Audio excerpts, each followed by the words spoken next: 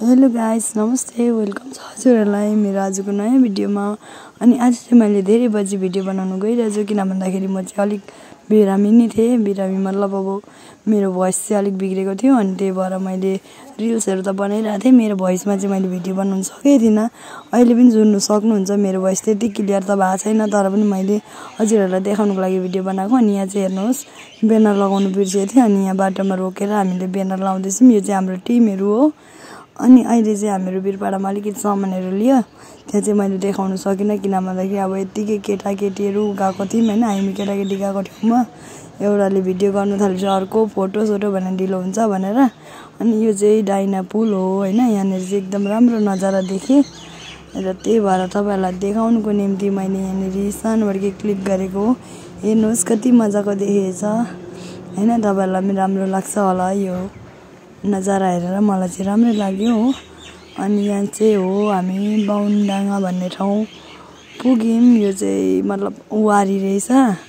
यहाँबाट चाहिँ अब हाम्रो गाडी नजानुको कारणले गर्दा हामीले अर्कै गाडी गर्नुपर्ने रहेछ। यहाँ हेर्नु सक्नुहुन्छ, सबै गाडीहरू यहाँ बाहिरै पार्किङ गरिरहेछ होइन। अनि हाम्रो गाडी पनि यहीँनिर अब कतै साइडमा हेरेर जग्गा मिलाएर ड्राइभरले साइड गर्यो। अनि हामी चाहिँ यहाँ उत्रौँ।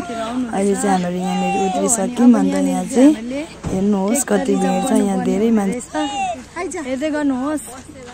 अहिले अगाडि तपाईँहरूलाई देखाउने छु, हाम्रो हालत चाहिँ खराब भइसकेको छ यहाँ आइपुग्दा हेर्नुहोस्, हेर्दै गर्नुहोस्। अहिले अगाडि के कसो तपाईँहरूलाई देखाउने छु। यो चाहिँ गाडीहरू पार्किङ गर्ने ठाउँ रहेछ। अनि यहाँ हेर्नु सक्नुहुन्छ, खोला चाहिँ यसरी बगिरहेको बगुवा खोला रहेछ।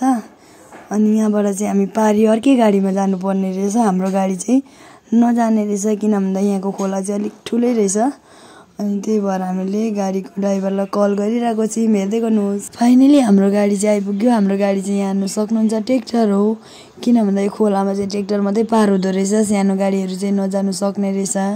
त्यही भएर यहाँनिर चाहिँ अब रेट मिलाउँदैछ गाडीको होइन।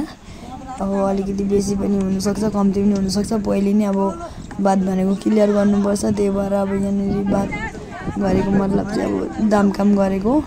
अनि दाम काम मिलिसकेपछि चाहिँ हामीले अब यो गाडीबाट ट्र्याक्टरमा सामान सार्नुपर्ने भएछ। अनि त्यही भएर हामीले चाहिँ सार्दैछौँ।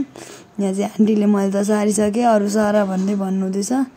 अब म चस्मा लगाएको भनेर लाउनु भयो। अनि हामी चाहिँ यहीँ ट्र्याक्टरमा चढिसक्यौँ, म र नाना चाहिँ। अनि अरू चाहिँ अझै अलिअलि सामानहरू जोडिएको रहेछ, त्यही सार्दै थिएँ गाडीबाट। अन्त यसरी जानु पर्दो रहेछ, यहाँ हेर्नु सक्नुहुन्छ। त्यही भएर नै हामी चाहिँ बिजोक हुन्छ भनेर पहिले नै अगाडि बसेको। अनि ठिकै ड्राइभर पनि चढ्यो होइन। ड्राइभर चाहिँ एकदमै राम्रो रहेछ। अन्त हामीले जहाँ भन्यौँ त्यही लग्यो। त्यही भएर ड्राइभरलाई पनि धेरै धेरै धन्यवाद। यहाँ हेर्नु सक्नुहुन्छ, हाम्रो साथीहरू चाहिँ यसरी बसेको छ ट्र्याक्टरमा। हामी चाहिँ धन्न अलिक चलाक भएर अगाडि बस्यौँ होइन। अन्त यहाँ चाहिँ हेर्नुहोस्, यिनीहरू खुसी भइरहेछ।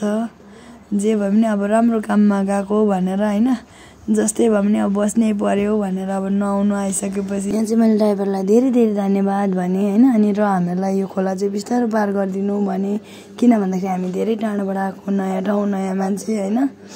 अनि अब हामी घर पनि त फर्किनु पर्ने छ भनेर हामी सबैजना मिलेर डरले जयकारा गर्दै हामी खोला चाहिँ पार भयौँ होइन। खोला पार भयौँ। अगाडि फेरि बाटो त्यस्तै बिग्रिएछ, यहाँ हेर्नु सक्नुहुन्छ।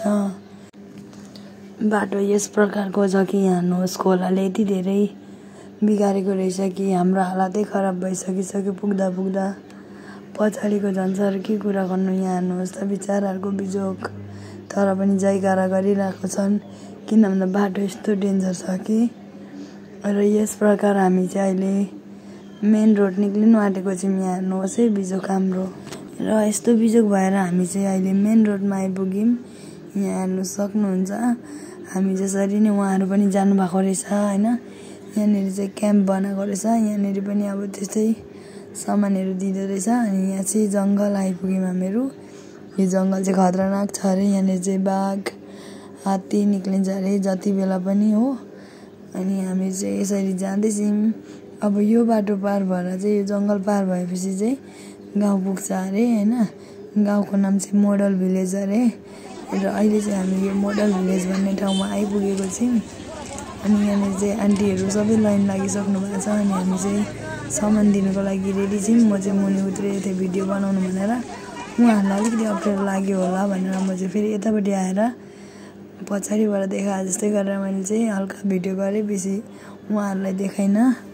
र फेरि हामी चाहिँ अर्को ठाउँ पनि जाने भनेर अनि अगाडि पनि यहाँ सामानहरू दिनु थाल्यौँ। अनि यहाँ हेर्नु सक्नुहुन्छ, यहाँनिर पनि खोलाले यति धेरै बिजोग बनाइदिएको रहेछ कि मान्छेहरूको खाटहरू, सामानहरू, टिनहरू सबै ल्याङफ्याङ। यहाँ हेर्नु सक्नुहुन्छ सोफाहरू सबै बाहिरै छ, बिचराहरू बाहिरै सुत्नु हुँदो रहेछ। अनि यहाँ हेर्नु सक्नुहुन्छ बिचराहरूको स्थिति। र हामीहरू यहाँनिर गएर केही कुछ दिनु सक्यौँ, हामी त्यतिमै धेरै खुसी छौँ। अनि यस प्रकार हामीले गाउँ गाउँ गएर होइन आन्टीहरूलाई सामानहरू दियौँ र जति थियो हामीले सबै दिएर अनि अब चाहिँ हामीहरू पनि घरतिर लाग्ने भनेको। ठिकै ड्राइभर पनि बाई गर्न आएको अरे, नम्बरी बाजे दैबल साँझ फेरि भेटौँला भन्दै। र आजको भिडियो म यहीँ एन्ड गर्दैछु। र thank you so much for watching my video. Bye by.